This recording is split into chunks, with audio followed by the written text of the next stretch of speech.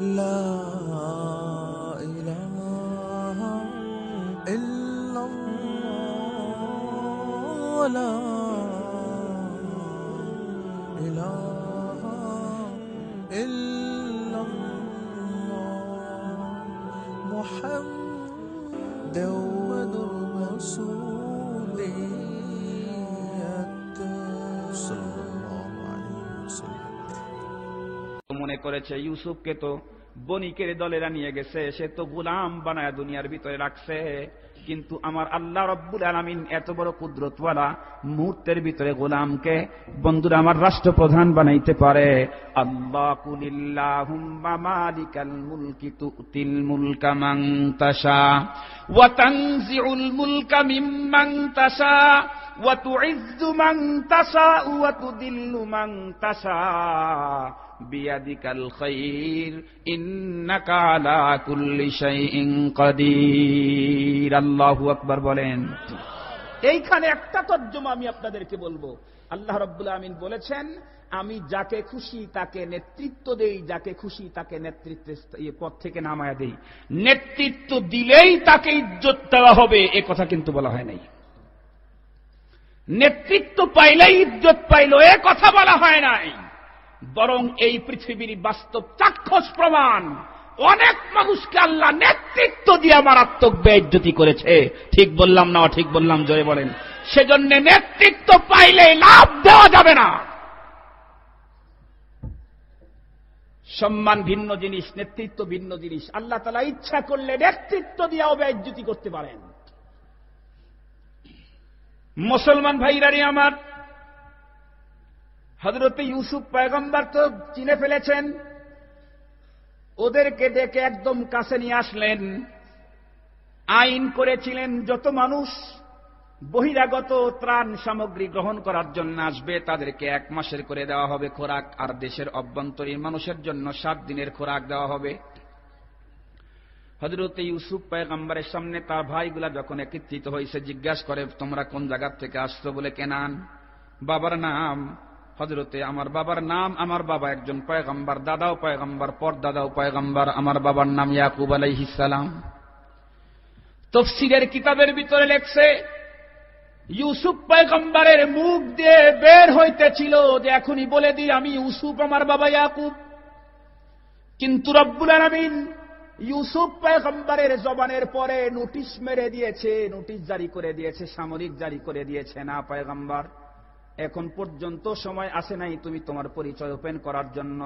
সময় যখন আসবে আমি রব্বুল আলামিন তোমাকে ইঙ্গিত করব, তখন তুমি কথাগুলি বলে দিবে।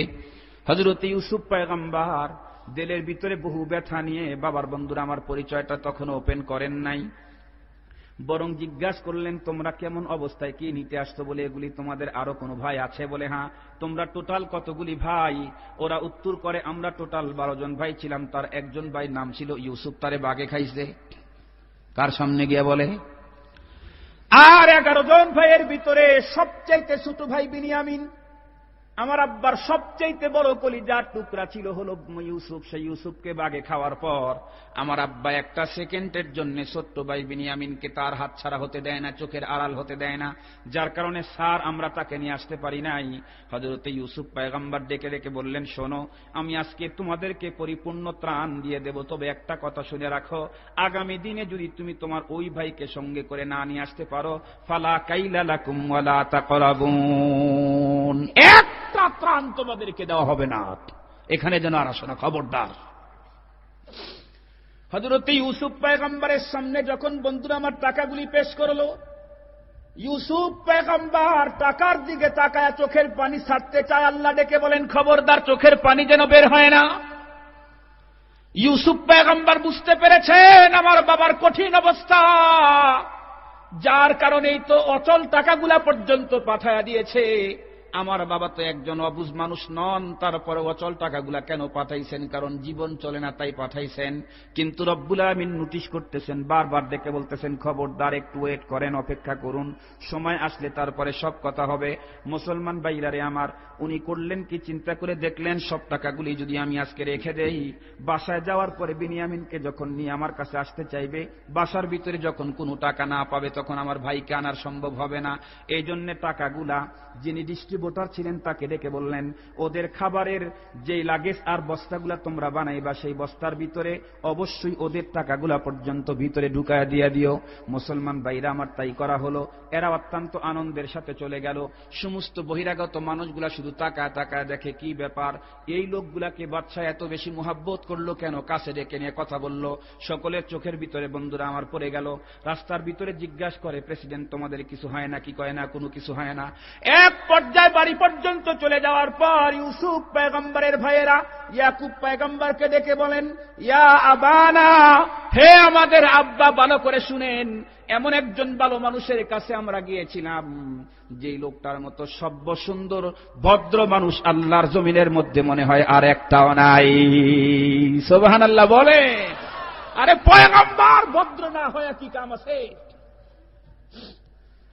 কথাগুলি বলে আর ডেকে বলে, দেখেন কত সুন্দর করে আমাদের ত্রাণ দিয়েছে। এই কথা বলে আর বস্তার মুঠাগুলা খুলে খুলে যখন বন্ধুরা আমার ত্রাণ সামগ্রী বের করতে করতে হঠাৎ করে বন্ধুরা আমার এক বস্তার ভিতরে থেকে টাকাগুলা ঝনঝন করে বের হয়ে গেছে। খুশির চোটে তার ভাইরা বলতেছে, ইয়া আবানা মা নাবগি হাদিহি বিদাতুনা রুদ্দাত ইলাইনা, আব্বা আমরা আর কি চাই? মা নাবগি, কি চাই? হাদিহি বিদাতুনা রুদ্দাত ইলাইনা, আমাদের টাকাগুলা আমাদেরকে দিয়ে দিয়েছে। এত বড় ভালো মানুষ আল্লাহর জমিনের ভিতরে কখনো হতে পারে না। তবে আব্বা, কথা হলো কি, আগামী দিন যখন যাব তখন কিন্তু বিনিয়ামিনকে ছাড়া যাওয়া যাবে না, বিনিয়ামিনকে ছাড়া কখনোই যাওয়া যাবে না। মুসলমান ভাইরা আমার আব্বাকে বুঝান শুরু করে দিলেন, না গেলে কিন্তু বিনিয়ামিনকে না নিয়ে গেলে উনি ত্রাণ দিবেন না, আমরা কেমনে বেঁচে থাকব। হযরতে ইয়াকুব পয়গম্বর শেষ পর্যন্ত বাধ্য হয়ে বিনিয়ামিনকে দিলেন। তবে ডেকে বললেন, শোনো, আমি বিনিয়ামিনকে তোমাদের হাতে ছেড়ে দিয়ে অতটুকুন মামুন হইলাম, যতটুকুন ইউসুফকে তোমাদের হাতে ছেড়ে দিয়ে যতটুকুন নিরাপত্তার ভিতরে ছিলাম, এর চাইতে বেশি কিন্তু না। তবে যাও, একটা কথা শুনো, লা তাদখুলু মিন বাবিন ওয়াহিদিন ওয়াদখুলু মিন আবওয়াবিন মুতাফাররিকা। যাও তোমরা 11 ভাই, এক দরজা দিয়ে ঢুকবা না। লম্বা কথা বলতে গেলে আসল উদ্দেশ্য ফৌত হবে। সংক্ষিপ্ত করে বলি, সবগুলি যখন হযরত ইউসুফ পয়গম্বরের নিকটে চলে গেলেন, ইউসুফ পয়গম্বর সুন্দর কৌশল করে তার ছোট্ট ভাইকে কাছে ডেকে নিলেন, বললেন, এইটা নাকি তোমাদের ছোট ভাই? বলে, হ্যাঁ। তোমার ছোট ভাইকে কাছে দাও। যখন ইউসুফ পয়গম্বরের একদম নিকটে আনছে, ইউসুফ পয়গম্বর কানের মধ্যে মুখ লাগায় ডেকে বলে, ভাই রে, কোনো দুঃখ আর ভয় আর ত্রাসের কোনো কারণ নাই। তোমার বড় ভাই ইউসুফকে তুমি যে হারাইছিলা, আজকে রব্বুল আলামিন তোমাকে ইউসুফ ভাইয়ের কাছে পৌঁছায় দিছে। আমি হলাম ইউসুফ আর তুমি আমার আপন ছোট ভাই বিনিয়ামিন। তুমি ভয় পেও না, আমি ওদের হাতের ভিতরে তোমাদেরকে ছেড়ে দেব না। তোমাকে রাখার জন্য যত রকমের যা করা লাগে পদ্ধতি আমি গ্রহণ করব। মুসলমান ভাইরারে আমার, এক পর্যায়ে পদ্ধতি কেমনে গ্রহণ করেছিলেন সে কথাগুলো আমি বলতে যাব না, লম্বা হয়ে যাবে। এরপরে যখন বন্ধুরা আমার ওদেরকে ছেড়ে দিল, হযরতে বিনিয়ামিনকে যখন রেখে দিল, ইয়াহুদা সবচাইতে বড় ভাই, উনি বাবার কাছ পর্যন্ত চলে গেলেন না। কি বলবো, কারণ তোমাদের কি মনে নাই ইউসুফের সঙ্গে তোমরা কি আচরণ করেছো, আজকে আবার বিনিয়ামিনকে রেখে যাবে? মুসলমান ভাইরারে আমার, অন্য ভাইরা চলে গেল। যাওয়ার পরে বাবাই বলতেছে, কই আমার বিনিয়ামিন? উত্তর করে, ইন্নাবনাকা সারাক, হে আব্বা, আপনার সন্তান চুরি করেছে। আর আমরা তো গোপনের বিষয়টা কখনো তদারকি করতে পারি না। ও যে ভিতরে ভিতরে এত বড় চোর তা তো আমরা জানি না। ইউসুফ পয়গম্বরের সামনে পর্যন্ত দাঁড়ায় বলেছিল, ইন সারাকা ফাকাদ সারাকা আখুন লাহু মিন ক্বাব। কয়েক মাননীয় রাষ্ট্রপ্রধান, মনে যদি কিছু না নেন, এই ভাইটা আমার নিজের মায়ের পেটের না তো, আর এক মায়ের পেটের জন্মগ্রহণ করছে। ওর এক ভাই আসিল ইউসুফ, হেও চোরই ছিল। ইউসুফ আলাইহিস সালাম তখনও আল্লাহ তাআলা নোটিশ জারি করে রাখছেন, খবরদার সামরিক, নিজের পরিচয় ওপেন করতে পারবেন না। এরপরে দ্বিতীয়বার যখন আবার তৃতীয়বার ঘুরে আসছে, হযরত ইউসুফ আলাইহিস সালামকে আল্লাহ ডেকে বললেন, পয়গম্বর আর কতদিন খেলবেন? পরিচয়টা আজকে গোপন না আর ওপেন করে দেন। ইউসুফ আলাইহিস সালাম ডেকে বললেন, এই তোমরা চেনো আমি কে? ওরা তখন বলে, ইন্নাকা লা আনতা ইউসুফ, আপনি মনে হয় ইউসুফ। ইউসুফ আলাইহিস সালাম বললেন, আনা ইউসুফ ওয়া হাদা আখি, আমি ইউসুফ আর যেটা ধরে রাখছিলাম এটা আমার আপন ভাই বিনিয়ামিন। ও তো বড় বড় চোখ বানাইছে, হায় খোদা, যারে মারার জন্য কূপের ভিতরে ফেলে দিয়েছিলাম তা উলঙ্গ কইরা সেই লোকটার রাজ্যে আজকে ভিক্ষুকের বেশে ঢুকছি, ইশারা করলে তো আমাদের লাশের গন্ধই পাওয়া যাবে না।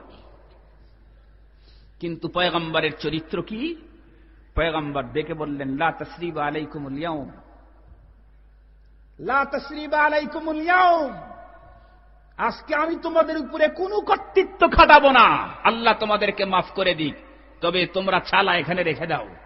আর কতকাল পর্যন্ত সেই কেনান থেকে মিশরের মধ্যে ছালা নিয়া খাবার সংগ্রহ করে কষ্ট করবো? আমি জানি তোমাদের লগে আমার দেখা হবে, এই জন্য তোমাদের জন্য আমি 10 জনের জন্য 10টা বাড়ি তৈরি করে রাখছি।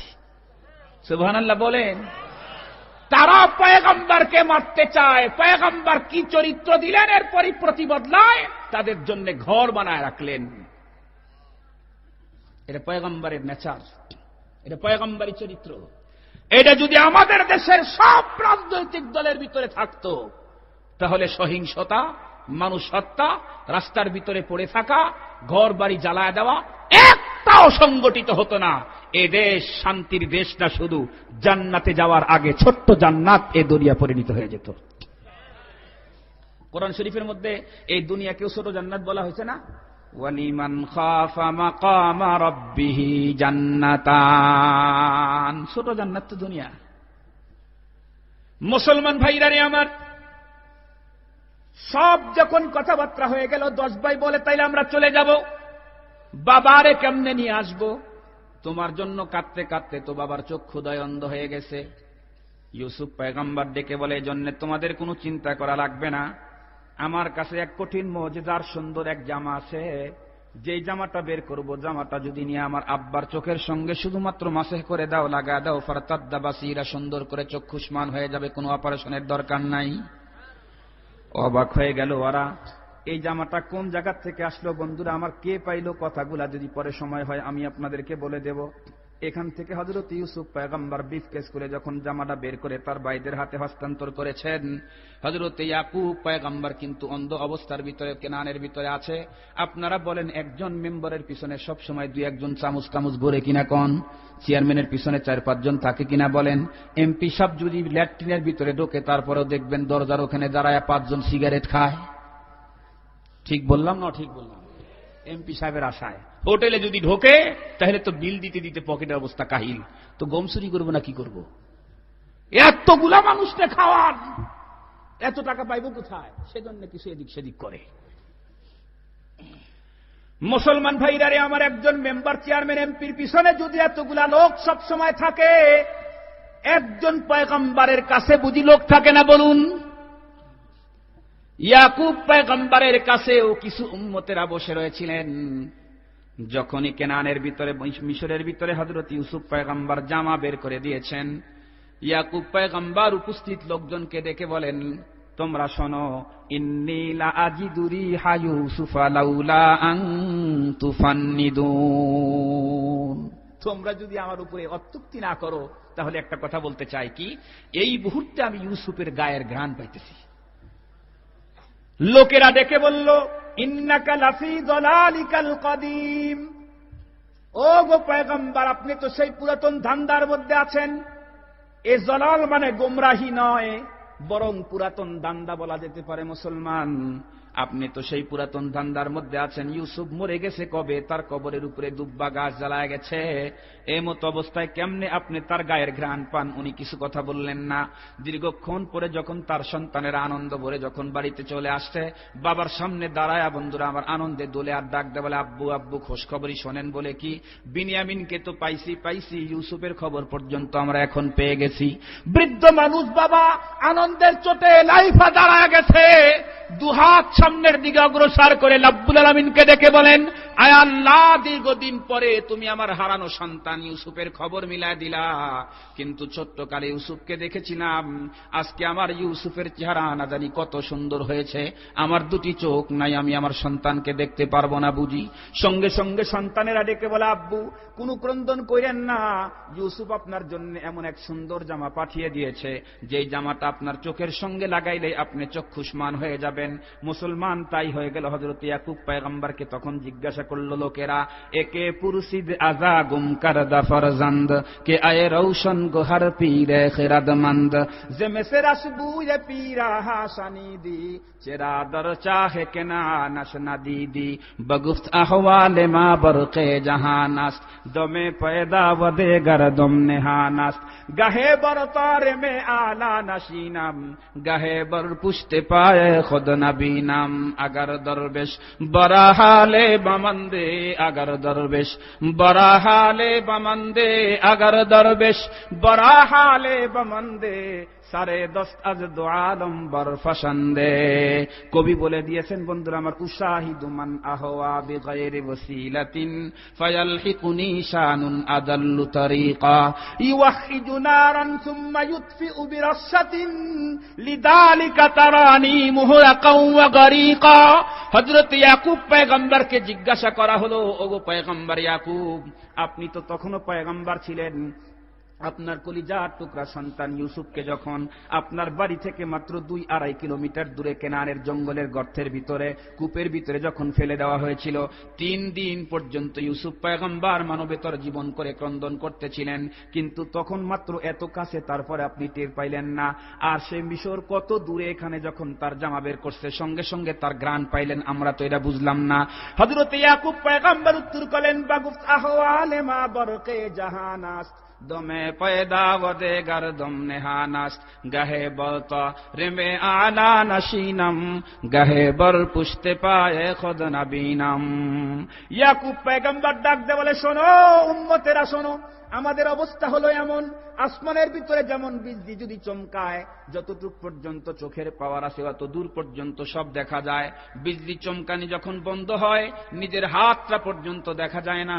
আমরা যখন আল্লাহর মারেফতের সাগরের ভিতরে ডুব দিয়ে থাকি, দুনিয়ার ভিতরে বাস করে আল্লাহর আরশে আজিমের খবর পর্যন্ত নেওয়ার যোগ্যতা আমরা তখন রাখি। মুসলমান বলতেছিলাম, সব সময় এক অবস্থায় থাকতে হবে এমনটি জরুরি নয়। পয়গম্বরদেরও থাকে নাই, হযরতে হানজালারও থাকে না, মনে আছেনি? হযরতে হানজালা রাদিয়াল্লাহু তাআলা আনহুকে আল্লাহর পয়গম্বর ডেকে বললেন, হানজালা, হাদা ওয়াক্তান ফা ওয়াক্তান, এটা হলো এক এক সময় এক এক রকমের অবস্থা হয়, এটার কারণে তুমি মুনাফিক হও নাই। হানজালারে, আমার দরবারে থাকতে তুমি যেমন তোমার মনের অবস্থা থাকে, এটা যদি সব সময় চলমান থাকতো, লাসাফাহাল মালাইকা, তাহলে ফেরেশতারা সিরিয়াল ধরে তোমার সঙ্গে মুসাফা করতে বাধ্য হয়ে যেত।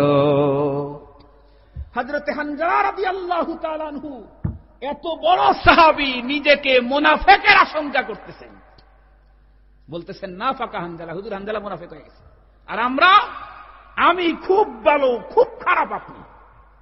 এই জন্য আমাদের দেশের মাহফিলগুলাতেও শুধুমাত্র কেবলমাত্র দেশের মানুষের নোংরা চলাফেরা করার এই সমস্ত কাহিনী দিয়ে মানুষের কানকে একটু মজা দেওয়া হয়, লাভ কিছু হয় না। অমুক এই হয়ে গেল, অমুক ওই হয়ে গেল।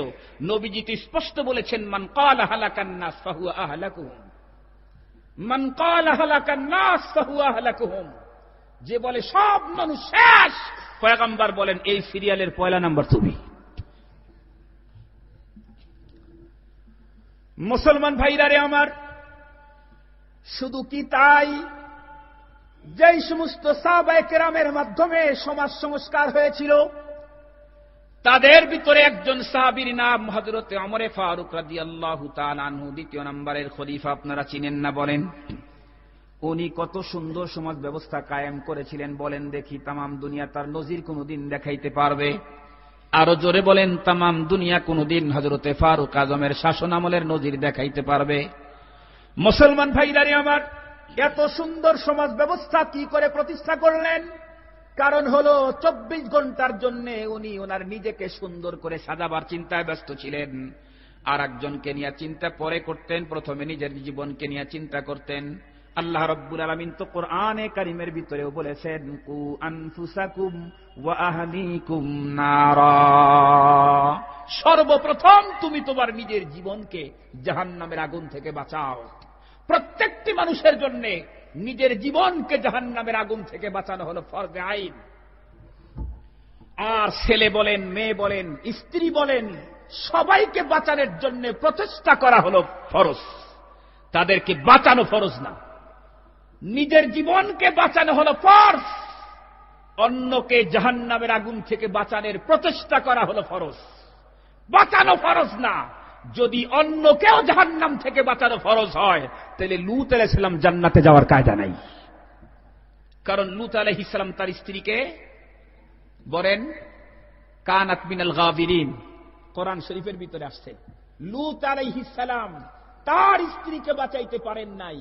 বুঝা গেল স্ত্রীকে বাঁচানোর জিম্মাদারি আমার না, রাসূলকে আল্লাহ তাআলা বলে দিয়েছেন, ওগো রাসূল, ইন্নামা আলাইকাল বালাগ ওয়া আলাইনাল হিসাব, আপনার কাজ হলো পৌঁছে দেওয়া, ট্রান্সফার করা, কথাগুলোকে তাদের কাছে পৌঁছানো, আর হিসাব নেব হলো আমি। কে আমল করে কে না করে এটা আমি দেখব।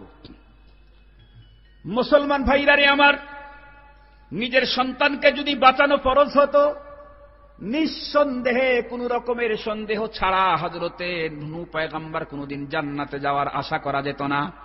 কারণ উনি ওনার সন্তানকে বন্ধুরা আমার বাঁচাইতে পারে নাই। মুসলমান ভাইরা আমার, এই জন্য প্রথমে জানতে হবে দুনিয়ার সব মানুষ বন্ধুরা আমার ব্যাঠিক হয়ে চলে গেছে। এ বাঁকা পথে চলতেছে, ওই পথে চলতেছে, এই পথে চলতেছে। সবগুলা দেখার আগে নিজেকে দেখতে হবে আমি কতটুকুন সঠিক পথের মধ্যে আছি, আমার দ্বারা কয়টা গুনাহ হয়।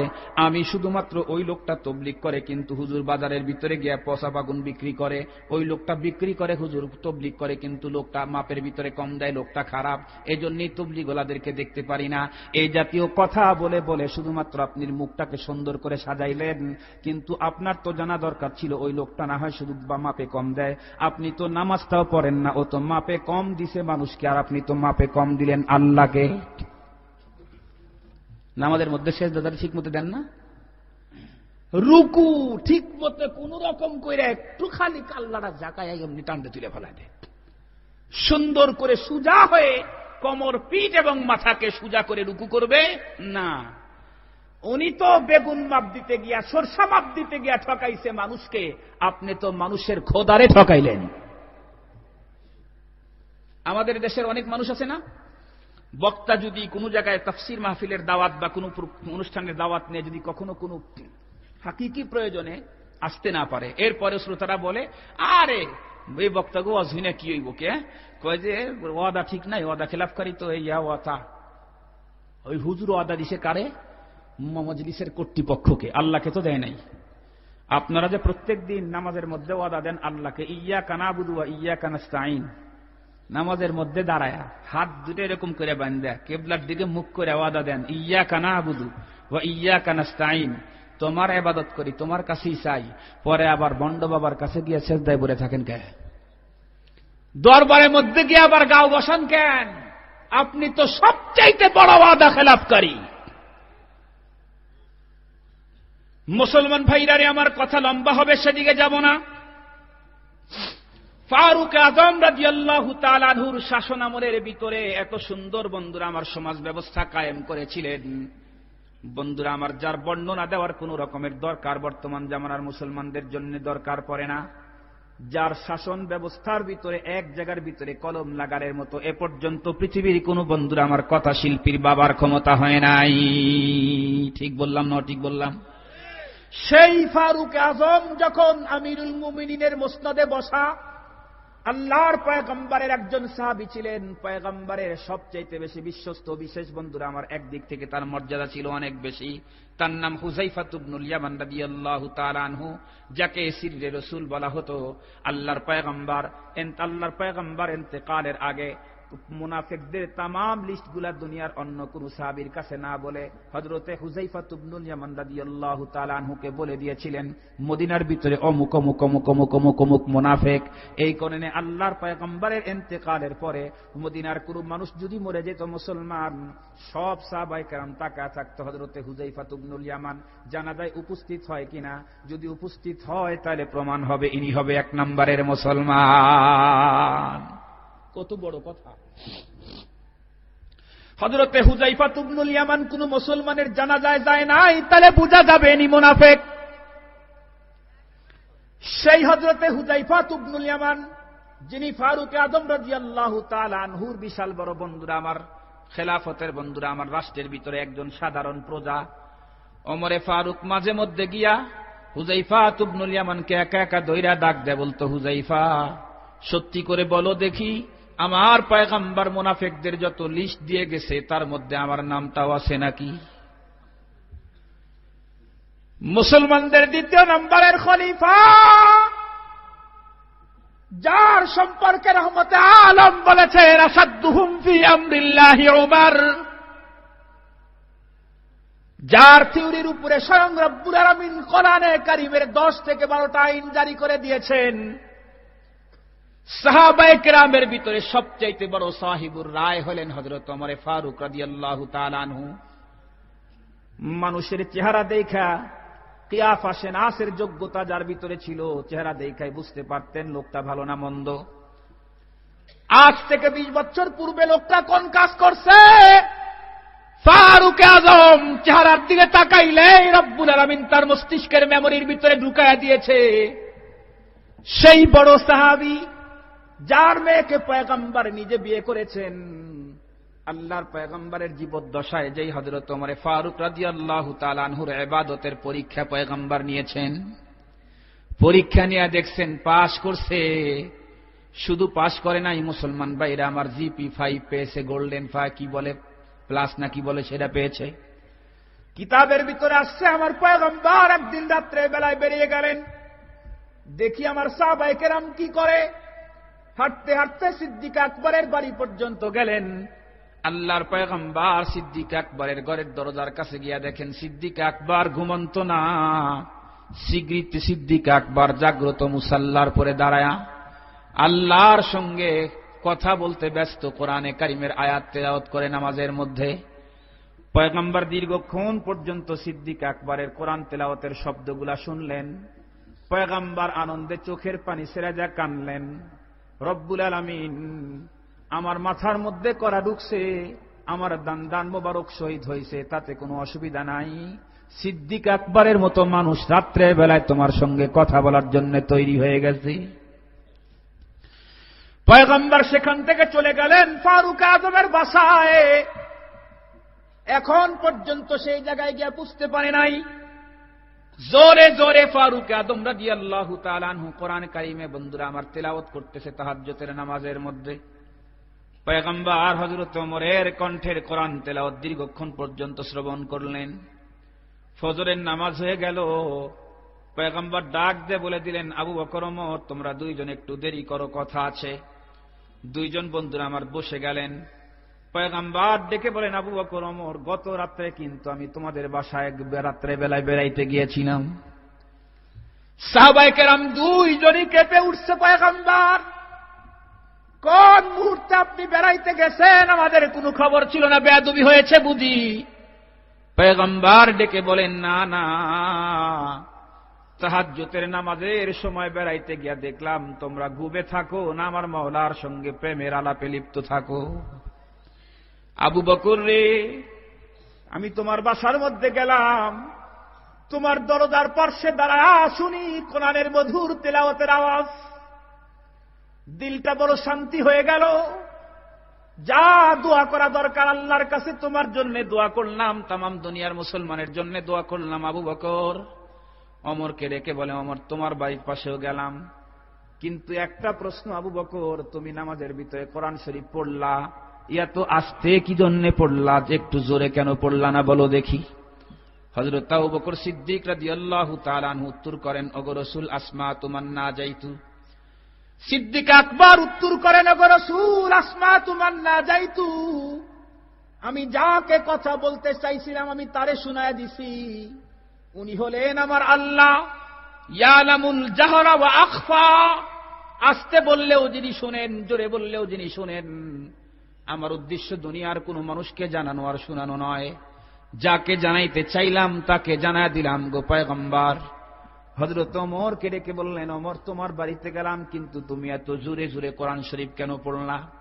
হযরতে সাইয়েদনা ফারুক আযম আর হযরতে সিদ্দিক আকবর দুইজন ছিলেন চির প্রতিদ্বন্দ্বী, ভোটের প্রতিদ্বন্দ্বী না, নির্বাচনের প্রতিদ্বন্দ্বী না বন্ধুরা আমার, বরং আল্লাহর সন্তুষ্টি অর্জনের জন্য প্রতিদ্বন্দ্বী, নেকি কামাই করার বন্ধুরা আমার চির প্রতিদ্বন্দ্বী ছিলেন, মুসাবাকাত করতেন ওনারা। ফারুক আযম চিন্তা করলেন, হযরতে সিদ্দিক আকবর তো একটা ফায়দার কথা বলেছে, আমি কমপক্ষে দুইটা ফায়দার কথা পয়গম্বরকে বলে নাম্বার নেব। পয়গম্বরকে বললেন, হুজুর আমি কেন জোরে পড়েছি শুনবেন? পয়গম্বর বললেন, বলো। আমি জোরে পড়েছি দুই কারণে, একটা হলো উকিদুল ওয়াসানান ওয়া আতরিদুশ শাইতান। আল্লাহু আকবার বলেন। হযরত ওমর ফারুক ডেকে বলেন, পয়গম্বর, আপনার জবান থেকেই শুনেছি কোরআন তেলাওয়াতের আওয়াজ যত দূর পর্যন্ত যায় শয়তান থাকে না, এই জন্য আমি জোরে জোরে কোরআন শরীফ তেলাওয়াত করে শয়তানকে অনেক দূর পর্যন্ত ভাগায়া দিয়েছি।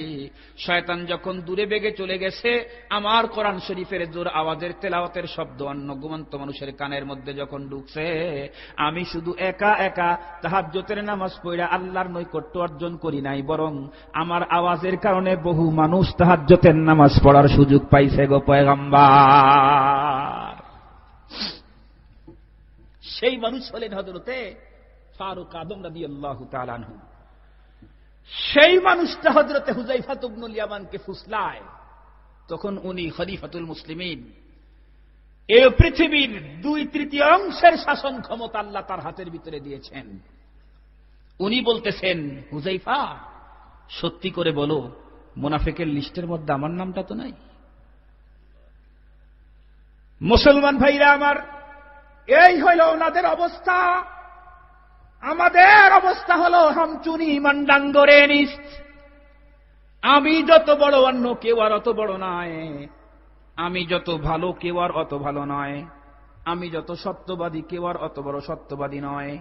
মুসলমান ভাইরা আমার, এই জন্যই তোমাদের সমাজের অবস্থা হলো এই। রব্বুল আলামিন কোরআনে কারিমের ভিতরে ডাক দিয়ে বলে দিলেন, ইয়া আইয়ুহাল্লাযীনা আমানু, হে ঈমানদারেরা, তোমাদের উপরে সর্বপ্রথম তোমাদের নফসকে ঠিক করা দরকার। তুমি আর একজনের খবর নিতে গেছো, তুমি তোমার নিজের খবরটা নিছো কিনা?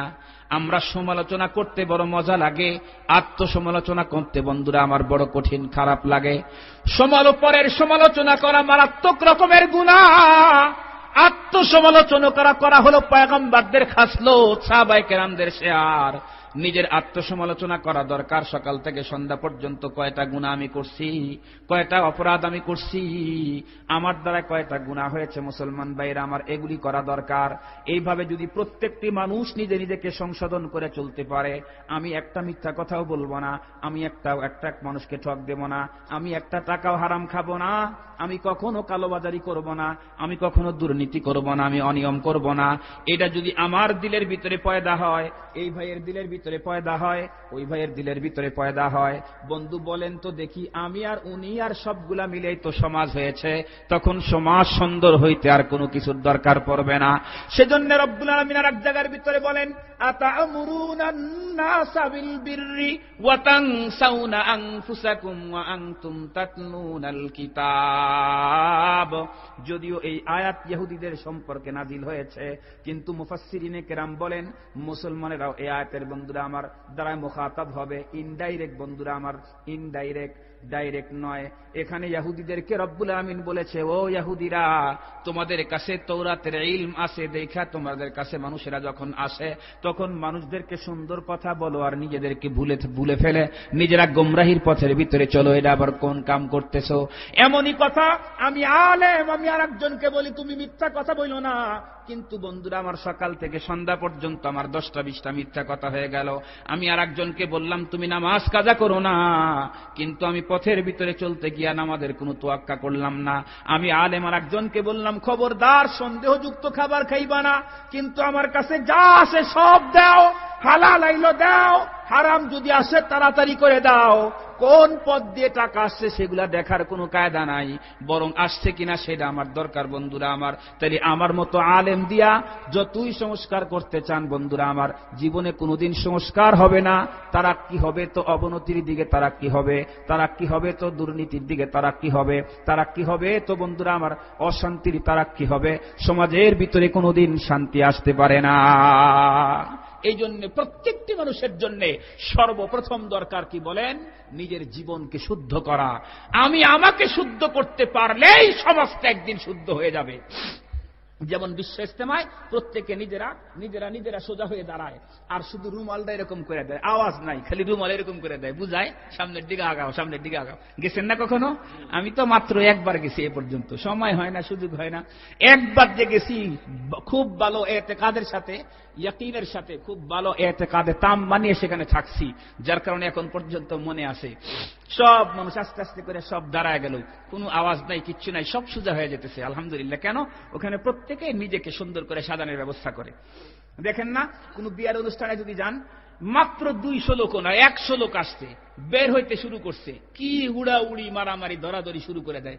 অথচ বিশ্ব ইজতেমায় দেখছেন, মক্কা মদিনায় যারা হজে গেছেন তারা দেখছেন, লক্ষ লক্ষ মানুষ। এই বছরে হজে 70 লক্ষ মানুষ, এটা হলো শিডিউলের হাজি ছিল 70 লক্ষ, আরো 2-4 লাখ 5 লাখ আছে যেটা শিডিউল ছাড়াই।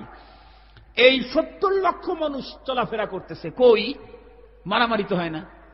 গাড়ির উপরে যদি একজন পাড়াও দেয়, কিচ্ছু কয় না, মনে হয় যেন পোষা বিড়াল।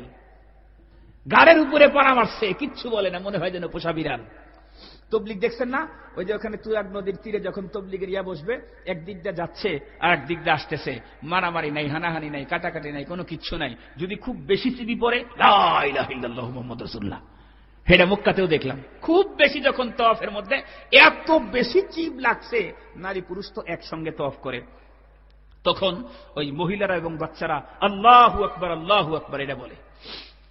কোন দেশের যেন মহিলারা রুকনে ইয়ামানি থেকে হাজরে আসওয়াদ পর্যন্ত একটা দোয়া পড়া লাগে, হাদিস শরীফের মধ্যে আসছে, রব্বানা আতিনা ফিদ দুনিয়া হাসানা ওয়া ফিল আখিরাতি হাসানা ওয়া কিনা আযাবান নার ওয়া আদখিলনাল জান্নাতা মা'আল আবরার বিরহমাতিকা ইয়া আজিজু ইয়া গফফার ইয়া কারীমু ইয়া সাত্তার ইয়া রহিমু ইয়া বার ইয়া রাব্বাল আলামিন। খুব বারবার একজন করে বলে, ওর সাথে সবাই সুর মিলিয়ে পড়ে। সাফা মারওয়া যখন তওয়াফ সাই করে তখন ইন্নাস সাফা ওয়াল মারওয়াতা মিন শাআইরিল্লাহ। এক একজনের কোরআন শরীফ পড়ে এক এক রকমের। হেরেম শরীফের ভিতরে দেখলাম, হারামাইন শরীফাইনের ভিতরে কোরআন শরীফ, আপনি কোরআন শরীফ পড়বেন, আপনি কি বাঙালি, বাঙালির জন্য আলাদা কোরআন শরীফ, আলাদা কোরআন শরীফ মানে লেখা ভিন্ন ও ইয়া ভিন্ন রকমের। আপনি কি আরবি, আরবি আনতা আরবি আনতা আরবি, হ্যাঁ বলে আপনার জন্য আলাদা কোরআন শরীফ। পাকিস্তানি যারা পাকিস্তানি আনতো পাকিস্তানি, পাকিস্তানির জন্য, মানে প্রত্যেকে যাতে সহজভাবে পড়তে পারে। সবাই তো সব রকমের পড়া পড়তে পারে না, আরবিদের খত আমার বাঙালিরা অনেকে পড়তে পারে না। আল্লাহু আকবার। সেখানে কত মানুষ, আওয়াজ নাই, নীরব নিস্তব্ধ। কেন?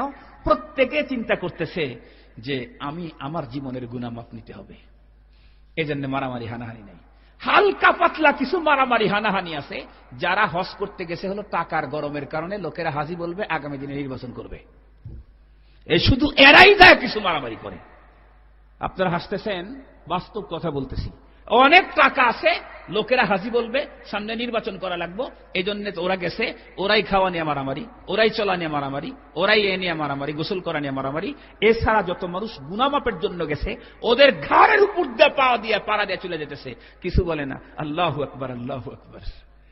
পুরা পরিবেশটা জান্নাতের হয়ে গেছে। কেন?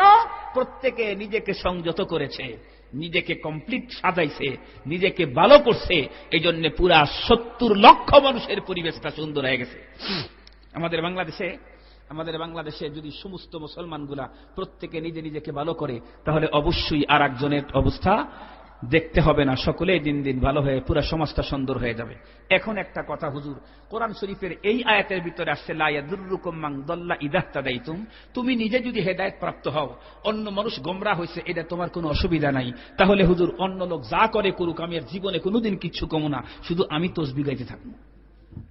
হযরত সিদ্দিক আকবর রাদিয়াল্লাহু তাআলা আনহু হাদিসের ভিতরে বয়ান করছেন যে ইয়া আইয়ুহান নাস ইন্নাকুম তাকরাউন, হে মানুষেরা তোমরা পড়ো ইয়া আইয়ুহাল্লাযীনা আমানু আলাইকুম আনফুসাকুম। আর সেখান থেকে তোমরা মনে করো যে অন্য মানুষ যা করে করুক, আমি তাসবিহ গাইলেই হয়ে গেল। আবু বকর সিদ্দিক রাদিয়াল্লাহু তাআলা আনহু বলছেন, এইটা তো এই আয়াতের তরজমা না। এই আয়াতের তরজমা হলো লা ইয়াদুররুকুম, অন্য মানুষ গোমরা হইলে আমার যে প্রবলেম হবে না। এটা কখন? যখন আমি তাকে পথে আনার জন্য প্রচেষ্টা করেছিলাম, এরপরেও আসে নাই, গোমরা হয়ে গেছে, এখন তার গোমরাহি আমার কোনো অসুবিধা নাই। সন্তান ফেন্সিল খায়, হিরোইন খায়, তাকে বাধা দিয়েছি, খুব চেষ্টা চালাইছি, তারপরেও আসে না, গোমরা হয়ে গেছে, এটা বাপের জন্য কোনো সমস্যা নাই। দোস্ত দুর্নীতি করে, পাপাচারে লিপ্ত হয়, আর এক দোস্ত তাকে কিচ্ছু বলে না, অবশ্যই এই দোস্তকে ধরা হবে আখিরাতের ময়দানে। কবিদের কথা আমরা শুনেছি, আগার বিনি কেনা বিনা ও চাহাস, আগার খামোশ বানিসিনি গুনাহাস। তুমি যদি দেখো যেখানে গর্ত করা আছে, আবার একটা অন্ধ লোকও একদিকে আসতেছে, তুমি যদি চুপ করে বসে থাকো তাহলে তোমার গুনাহ হবে। সামনে গিয়া বলতে হবে, ভাই অন্ধ ভাই এই দিকে এসো না, এখানে গর্ত আছে, পড়ে গেলে তুমি কষ্ট পাবে, এটা চোখওয়ালাকে বলতে হবে। এজন্য উলামায়ে কেরামকে সমাজ সংস্কারের জন্য নিজেদেরকে প্রথমে সুন্দর করে সাজাইতে হবে, সব মুসলমানকে সুন্দর করে সাজাইতে হবে।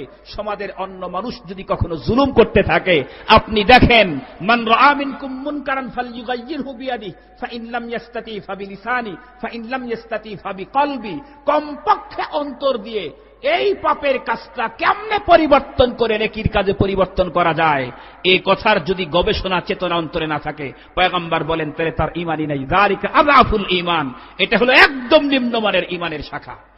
সেজন্য সম্মানিত সুধী, আমি আপনাদের খেদমতে আলোচ্য বিষয় রেখেছিলাম সমাজ সংস্কার কি করে সম্ভব।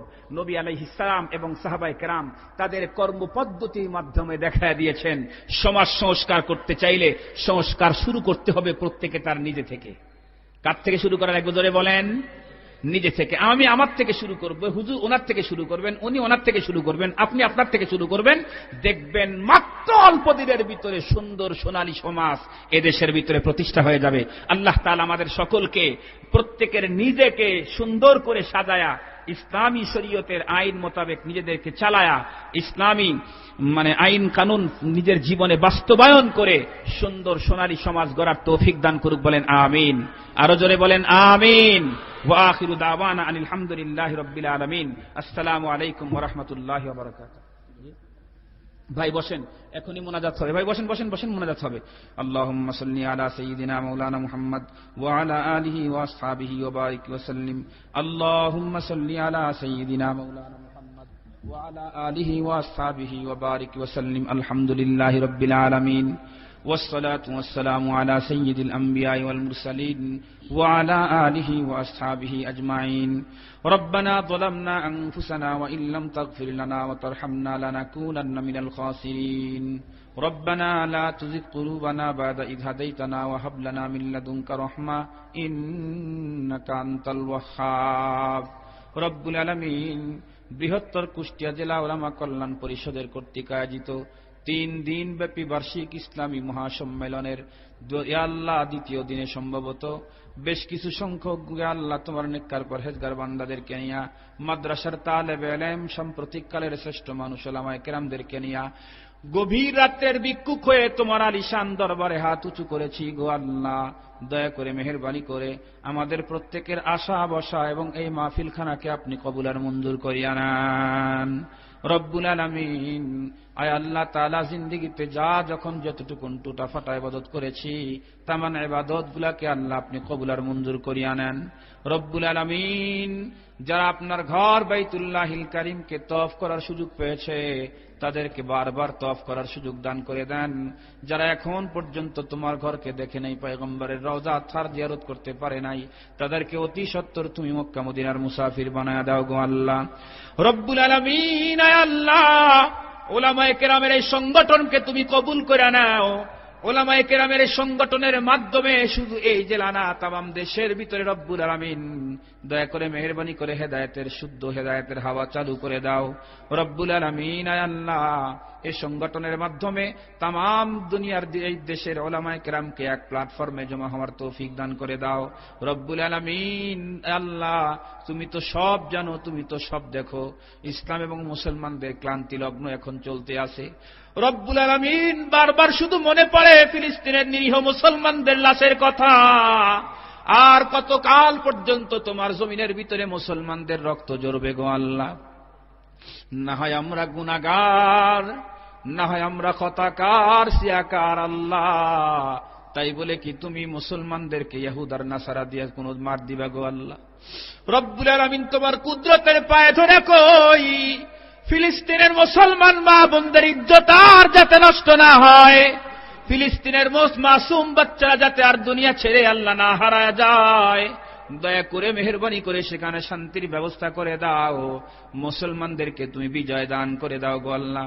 যেই মদদার নুসরত দিয়া বদরের প্রান্তরে মাত্র 313 নিরস্ত্রকে তুমি জয় করেছিলে মাবুদ গো, তেমন করে আজকে তামাম দুনিয়ার নির্যাতিত মুসলমানদেরকে তুমি বিজয় বানায়া দাও রব্বুল আলামিন। আল্লাহ তাআলা, আল্লাহ তুমি তাকায় দেখো এখানে কত শ্রেণীর মানুষ তোমার আলিশান দরবারে হাত উঁচু করেছে। কার মনের মধ্যে কোন আকাঙ্ক্ষা আছে আমরা জানি না গো আল্লাহ। প্রত্যেকের মনের বৈধ আকাঙ্ক্ষাগুলা কবুল করে নাও ইয়া আল্লাহ। প্রত্যেককে দিনদার বানায় দাও, প্রত্যেককে দিনদার বানায় দাও, নামাজি বানায় দাও। প্রত্যেকের পরিবারগুলাকে ইসলামী পরিবারে রূপান্তরিত করে দাও রব্বুল আলামিন। আরো যে কয়দিন মাহফিল চলে গো, এলাকার মানুষদেরকে মাহফিলে এসে দিনের কথাগুলা বেশি আল্লাহ ইখলাসের সাথে শোনার তৌফিক দান করে দাও রব্বুল আলামিন। দয়া করে মেহেরবানি করে আমাদের প্রত্যেকের সালাম আপনার পয়গম্বর মদিনাতুল মুনাওয়ারায় তার রওজায় পৌঁছায়া দিন রব্বুল আলামিন। तमाम পৃথিবীর সব দ্বীনি মাদ্রাসাগুলা হেফাজত করো আল্লাহ। বিশেষ করে বাংলাদেশের সকল দ্বীনি মাদারিস মাসাজিদ খানকাগুলাকে হেফাজত করো আল্লাহ। দ্বীনের কাজ যারা করে তাদের হায়াত বাড়ায়া দাও আল্লাহ। ইয়া আল্লাহ, সকল মাদ্রাসা মসজিদের যাবতীয় হাজত গায়বী সাহায্যে পূরণ করে দাও আল্লাহ রব্বুল আলামিন। এই দুনিয়ার ভিতরে তোমার দ্বীন নিয়ে যারা গড়ে রব্বুল আলামিন, তুমি দেখো কত কষ্টের ভিতরে তারা থাকে, তবুও তোমার দ্বীন ছাড়ে না। দয়া করে মেহেরবানি করে এই উলামায়ে কেরামদেরকে বদরের সাহাবায়ে কেরামের সঙ্গে হাসর হওয়ার তৌফিক দান করে দিও গো আল্লাহ। সিদ্দিক আকবরের কাতারে দাঁড় করায়া দিও গো আল্লাহ। হাসরের কঠিন ময়দানে জান্নাতি বলে ডাক দিও, গুনাহগার বলে ডাক দিয়া বেইজ্জতি করো না গো আল্লাহ। গভীর রাত্রে মনে পড়ে গেল মা বোন যারা অনেকে দুনিয়া আল্লাহ আশেপাশে রয়েছে আল্লাহ, তাদের মনের সকল বৈধ আকাঙ্ক্ষা কবুল আর মঞ্জুর করে নাও, ব্যথাগুলি দূর করে দাও। আমাদের সব লোকের আত্মীয় স্বজন কবরে আছে, কে কোন কোন অবস্থার মধ্যে আছে জানি না গো আল্লাহ। দয়া করে মেহেরবানি করে প্রত্যেকের আত্মীয় স্বজনের কবরগুলাকে বাগে জান্নাত বানায়া দাও রব্বুল আলামিন। তামাম দুনিয়ার ভিতরে তুমি শান্তির হাওয়া চালু করে দাও, অশান্তি দূর করে দাও। আমাদের সমাজগুলাকে ইসলামী সমাজে রূপান্তরিত করার তৌফিক দান করে দাও। আমাদের ব্যক্তি জীবনকে সুন্দর করে ইসলামী জীবনে আল্লাহ রূপান্তরিত করার তৌফিক দান করে দাও। আমাদের দেশের ভিতরে আল্লাহ শান্তির ফয়সালা করে দাও। রব্বানা তাকাব্বাল মিন্না ইন্নাকা আনতাস সামিউল আলিম ওয়া তুব আলাইনা ইয়া মাওলানা ইন্নাকা আনতাত তাওয়াবুর রহিম ওয়াজআল আখিরা কালিমাতানা ইনদাল মাউতি লা ইলাহা ইল্লাল্লাহু মুহাম্মাদুর রাসূলুল্লাহ। আসসালামু আলাইকুম।